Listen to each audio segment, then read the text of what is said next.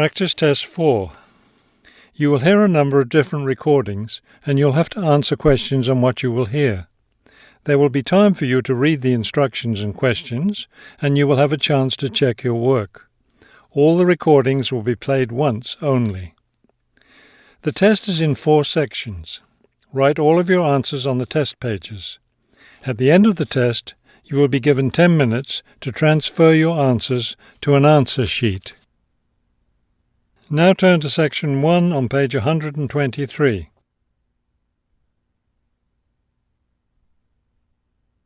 Section 1. You will hear a man arranging to get a telephone connection. First, you have some time to look at questions 1 to 4 on page 123.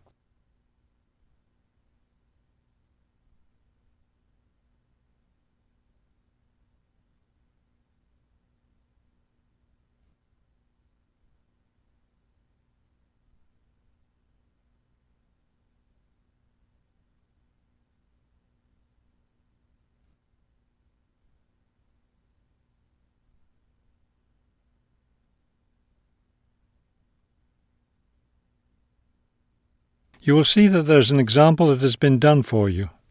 On this occasion only, the conversation relating to this will be played first. This is the ClearPoint Telephone Company Customer Service Office.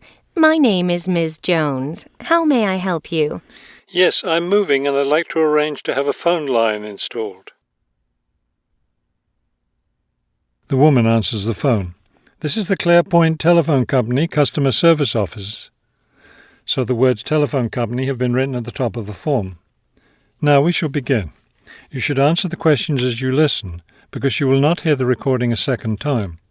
Listen carefully and answer questions 1 to 4. This is the ClearPoint Telephone Company Customer Service Office. My name is Ms. Jones. How may I help you? Yes, I'm moving and I'd like to arrange to have a phone line installed. Of course. Let me get some information from you first. May I have your name, please? It's Kramer, Harold Kramer. And would you spell your last name for me, please? Kramer. M-E-R. Got it. Okay. Could I have the address where you'd like to have the telephone connected? That would be number 58, Fulton Avenue, apartment 12. Is that a business or a residence?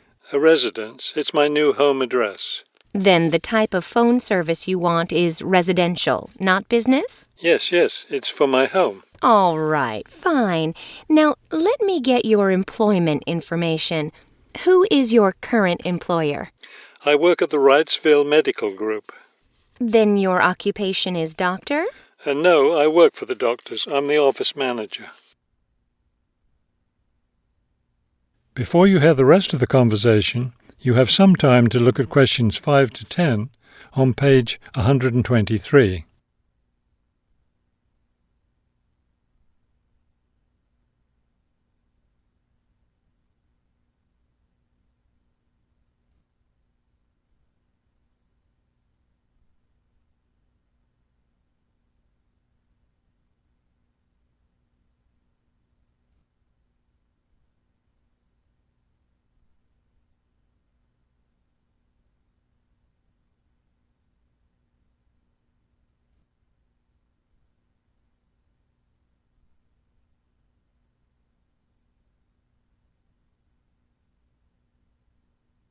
Now listen and answer questions 5 to 10. Okay. And could I have your work phone number? It's 637-555-9014. 9014. Great. Just one more thing. I need to know how long you've been at your current job. I've been working there for quite a while now. Let me see. 9, that's right, 9 years. Okay, good.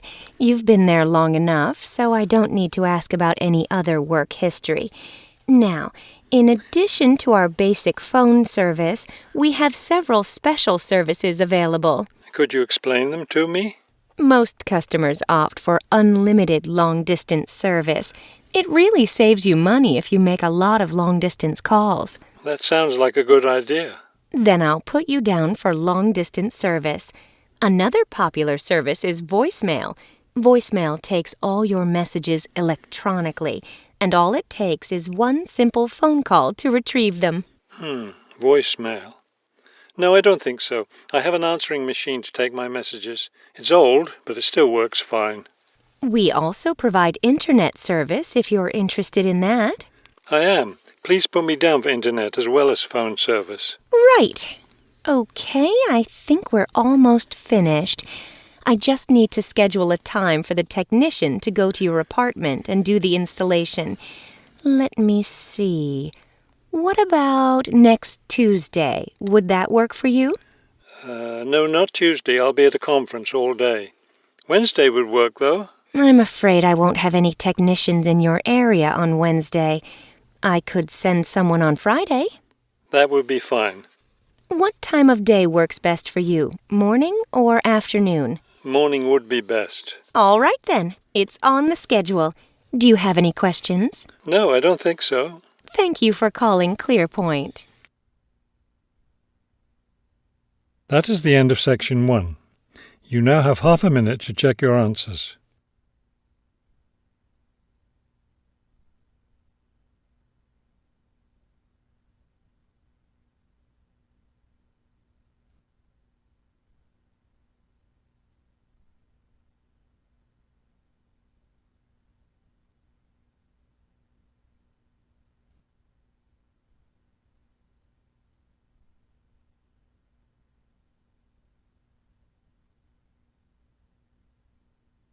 Now turn to section 2 on page 124.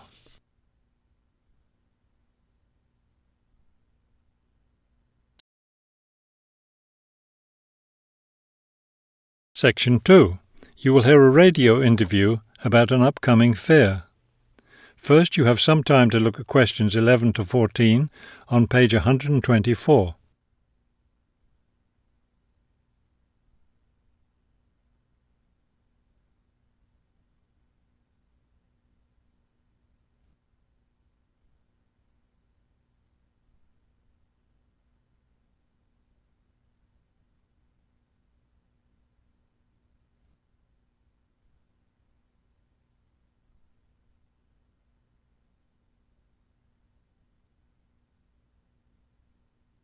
As you listen to the first part of the talk, answer questions 11 to 14.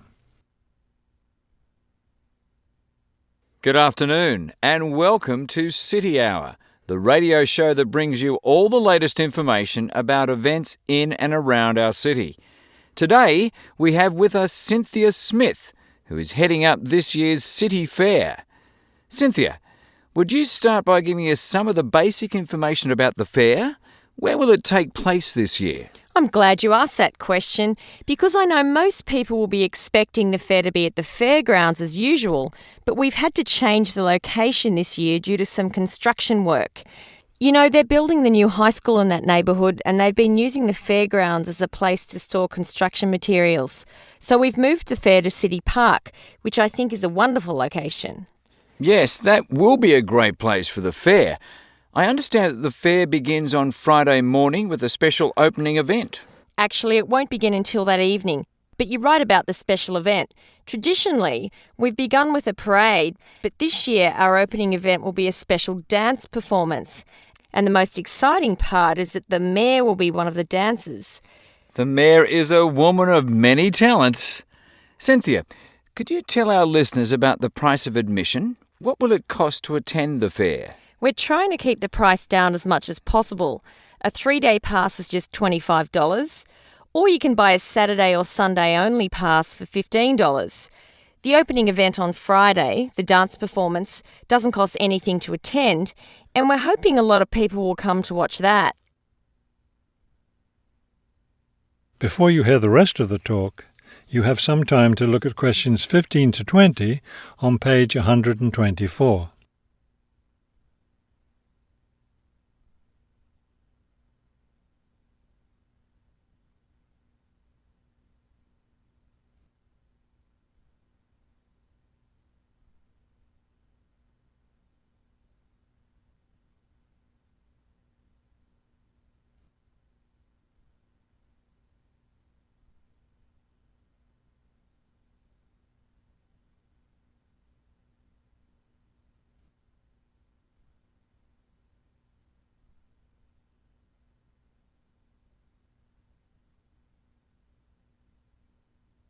Now listen and answer questions 15 to 20.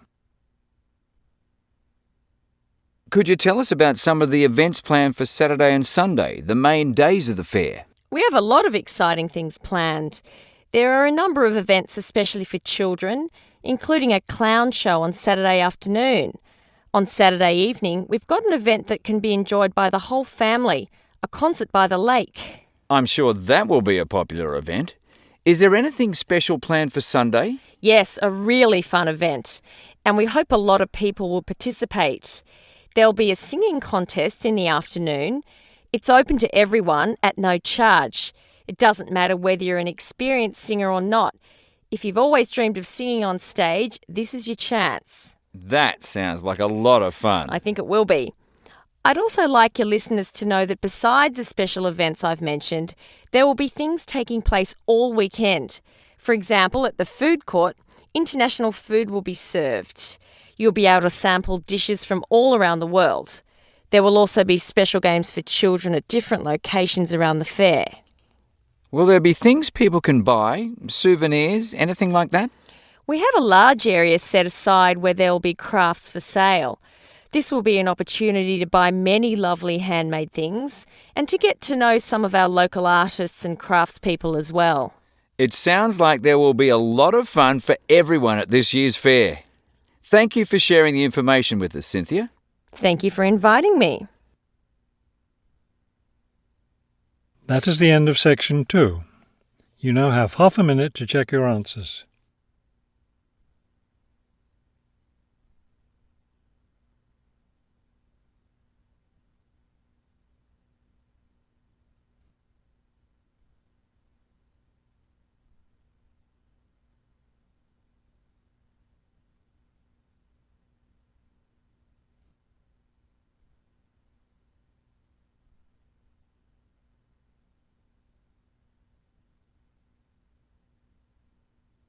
Now turn to section 3 on page 125.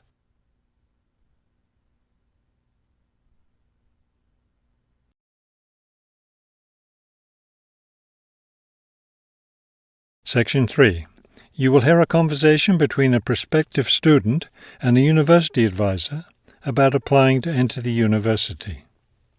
First, you have some time to look at questions 21 to 23 on page 125.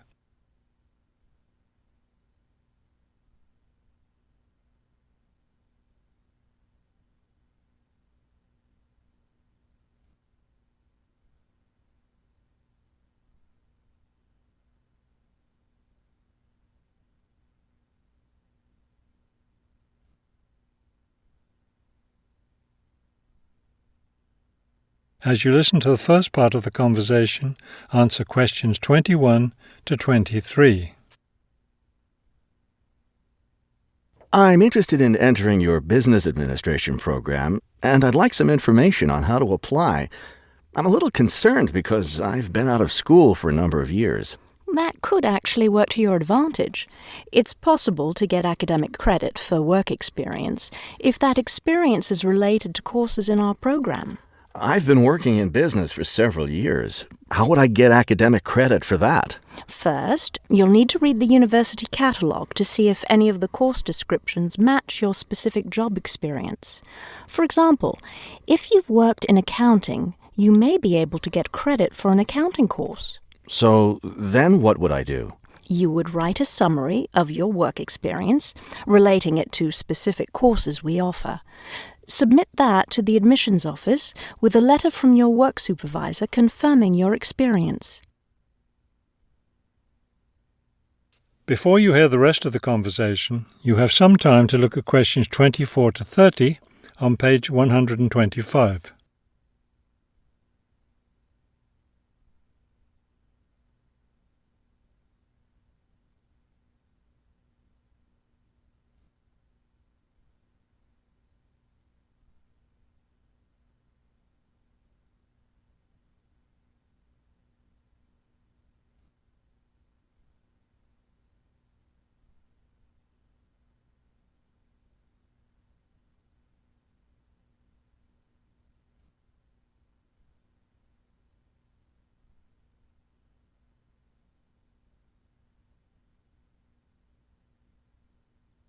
Now listen and answer questions 24 to 30. Would I submit those things at the same time that I apply for admission? That would be the best idea.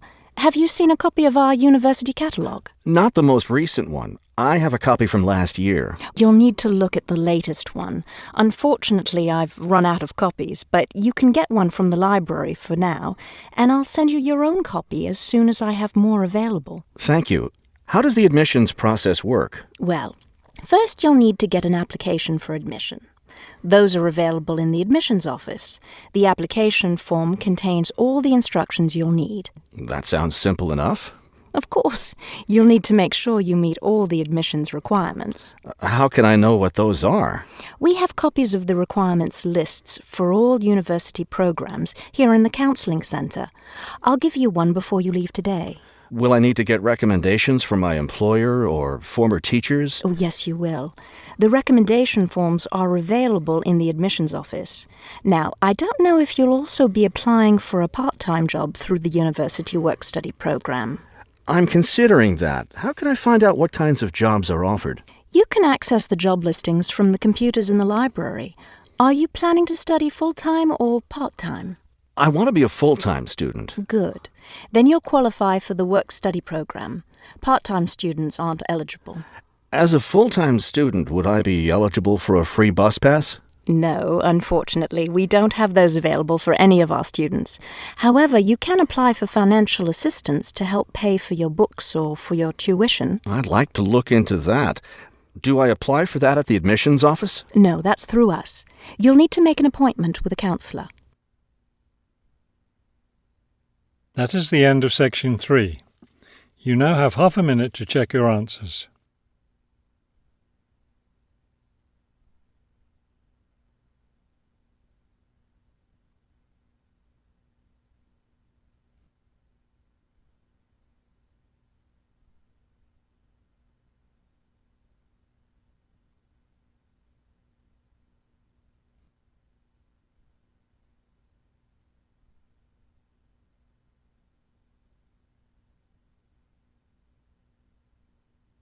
Now turn to section 4 on page 126.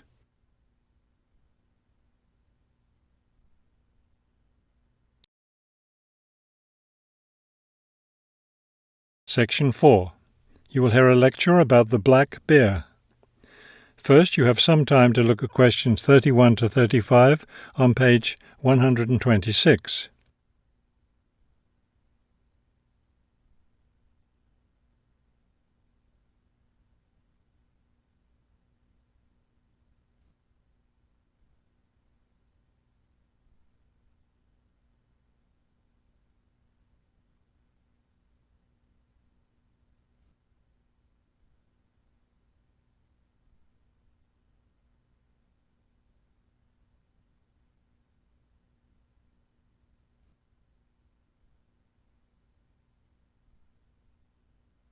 Now listen carefully and answer questions 31 to 35.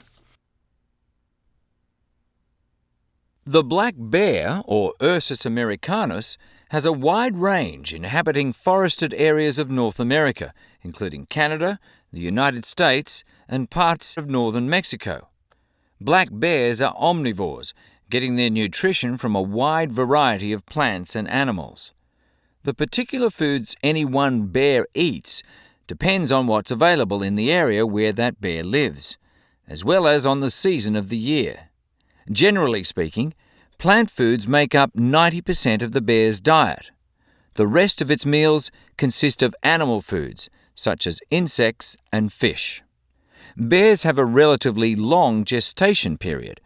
Mating takes place in the spring or early summer, but bear cubs aren't born until the following winter. Usually, 2 cubs are born at a time, although some litters may have as many as 5 cubs. Bear cubs are dependent on their mother and may stay with her for close to 2 years. Wild black bears can live as long as 25 years. They've lived for as long as 30 years or more in captivity.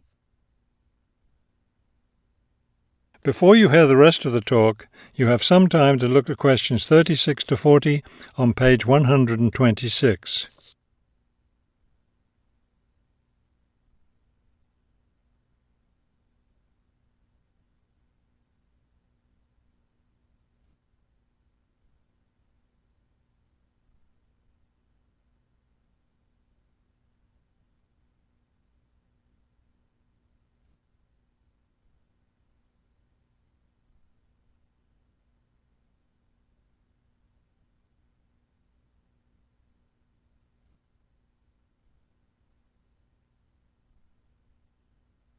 Now listen carefully and answer questions 36 to 40.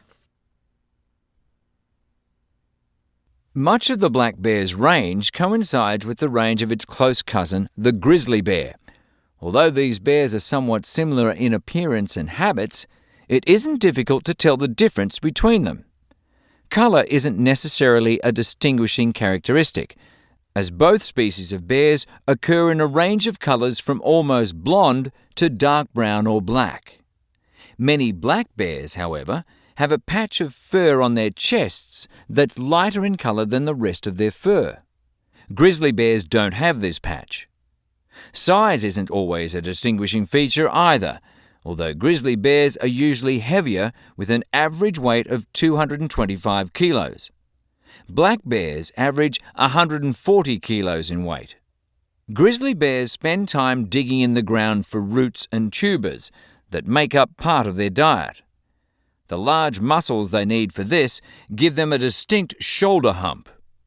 This hump is absent in black bears, which don't do the same kind of digging. The shape of the face and ears is also different in each species of bear. Grizzly bears have a depression between the eyes and nose, and short, round ears. Black bears, on the other hand, have a straighter profile and longer, more pointed ears. Grizzly bears are known for their fearsome, long, sharp claws. Black bears have shorter claws, which are better suited for climbing trees. That is the end of section 4. You now have half a minute to check your answers.